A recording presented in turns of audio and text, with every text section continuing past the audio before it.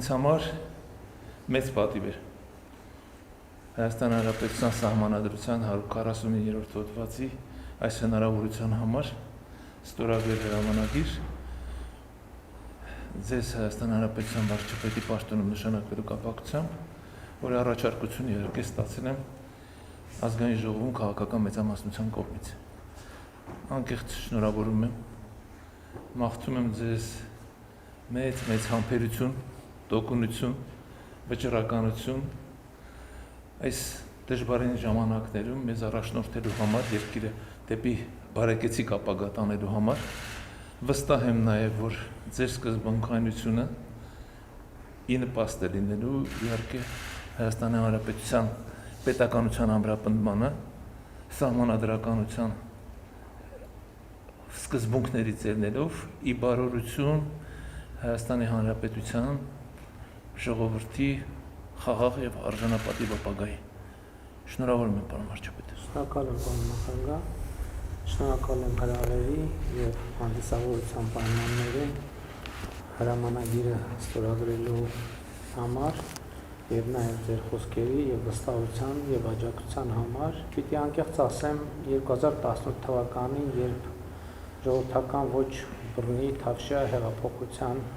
արդյունքում ստանձնեցի Հայաստանի Հանրապետության վարչապետի պաշտոնը, դժվար կլիներ կանխատեսել, որ մենք անցնելու ենք այսպիսի ճանապարհով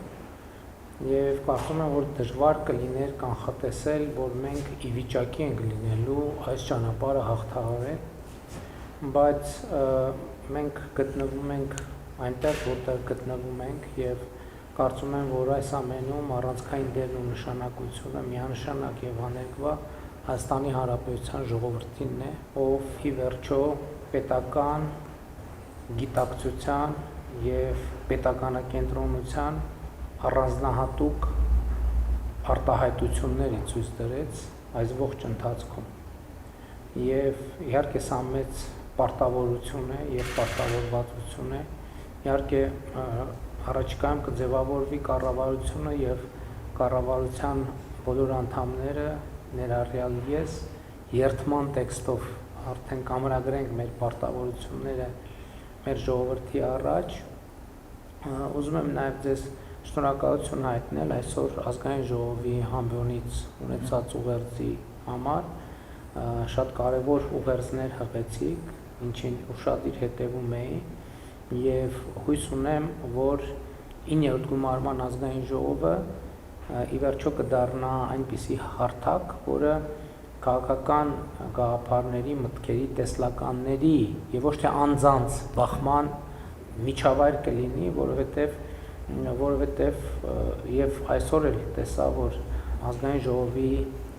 նախագահի տեխնացուն քաղաքացիական պայմանագիր կուսակցության կողմից առաջադրված պարոն Ռուբինյանը այդ նույն ուղերձը հղեց, որ ցուցաբերելով քաղաքացիական պայմանագիր կուսակցության խմբակցության պատրաստակամությունը խորհրդանում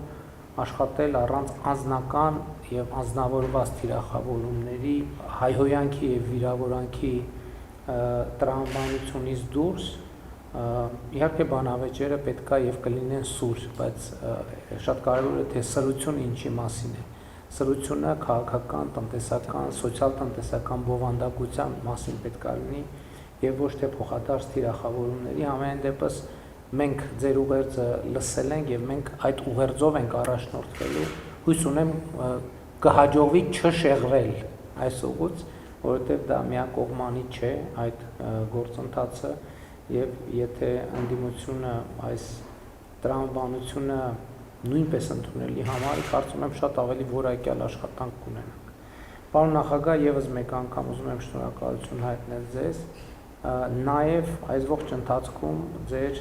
ցուցաբերած աջակցության համար։ Իհարկե մենք մեր հանդիպումները եւ համատեղ աշխատանքը ամբողջությամբ չենք լուսաբանում, որովհետեւ աշխատանքային մակարդակում մենք շատ սերտ